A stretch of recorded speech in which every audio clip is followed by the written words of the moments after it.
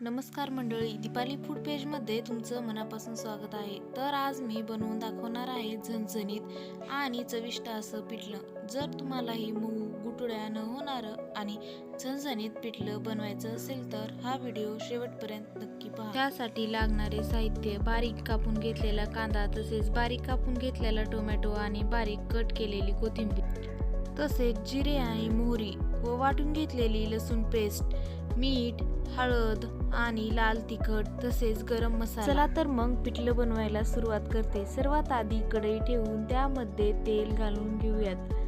तेल चांगलं गरम झालं की यामध्ये जिरे आणि मोहरी टाकून घेऊयात। जिरे आणि मोहरी व्यवस्थित कडकडली पाहिजे।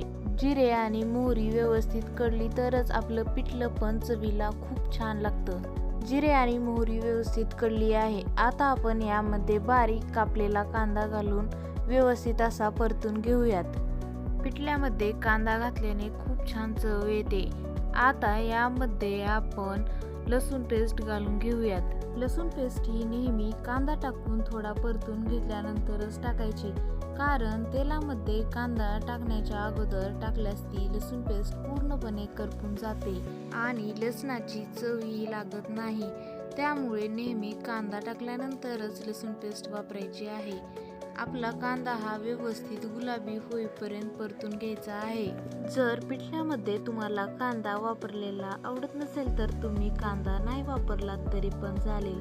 कांदा नीट परतला की पिठल्याची ही चव खूपच वाढते। या स्टेपला घाई करू नका। कांदा हलका गुलाबी होईपर्यंत परतून घ्या। आपला कांदा हा परतून झालेला आहे। आता यामध्ये बारीक कट केलेला टोमॅटो घालून घेऊयात आणि व्यवस्थित असा परतून घेऊयात। पिठल्यात टोमॅटो घातल्यास चव थोडी वेगळी आणि छान लागते, पण ते तुमच्या आवडीनुसार आहे। टोमॅटो घालायचा का नाही ते।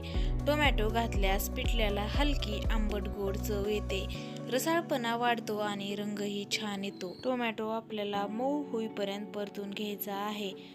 यामध्ये आपल्याला अर्धा चमचा हळद घालून घ्यायची आहे आणि गॅस कमी करायचा आहे। तसेच यामध्ये 2 चमचे लाल तिखट घालायचे आहे। जर तुम्हाला लाल तिखट आवडत नसेल तर यामध्ये हिरव्या मिरच्या पण घालू शकता। तसेच यामध्ये गरम मसाला घालून घेऊयात। त्यानंतर चवीनुसार मीठ घालून हे मिश्रण व्यवस्थित असे परतून घेऊयात। हे सर्व मसाले लो फ्लेमवरती व्यवस्थित 2 मिनिटे परतून घेऊयात।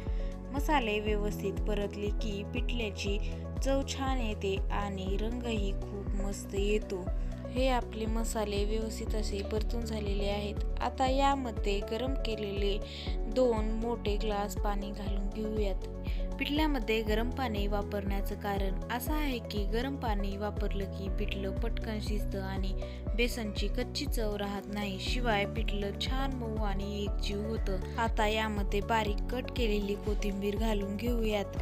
त्यानंतर लगेच एका वाटीमध्ये बेसन कालवून घेऊन हे या मिश्रणामध्ये उकळी आल्यानंतर टाकून छान असं हलवून घेऊया। हे मिश्रण आपल्याला एकजीव होईपर्यंत हलवून घ्यायचं आहे। बेसन पीठ एका साईडला कालवून पाण्यामध्ये मिक्स करून टाकल्यामुळे आपल्याला पिठल्यामध्ये गठोड्या राहत नाहीत आणि आपलं पिठलं व्यवस्थित मऊ असं शिजतं। आता हे पिठलं लो फ्लेमवरती 2 मिनिटे शिजवून घेऊयात। जर तुम्हाला हे पिठलं आणखीन घट्ट हवं असेल तर यामध्ये आणखीन बेसन पीठ ॲड करू शकता, किंवा आणखीन पातळ हवं असेल तर यामध्ये गरम पाणी पण वापरू शकता। आपलं झणझणीत आणि चविष्ट पिठलं खाण्यासाठी तयार आहे। गरमागरम ज्वारीची भाकरी किंवा चपाती सोबत याची चव अप्रतिम लागते। रेसिपी आवडली असेल तर व्हिडिओला लाईक करा, शेअर करा आणि अशा सोप्या रेसिपींसाठी माझ्या दीपाली फूड पेज चॅनलला सबस्क्राईब करायला विसरू नका। तुम्ही हा व्हिडिओ शेवटपर्यंत बघितलात म्हणून धन्यवाद।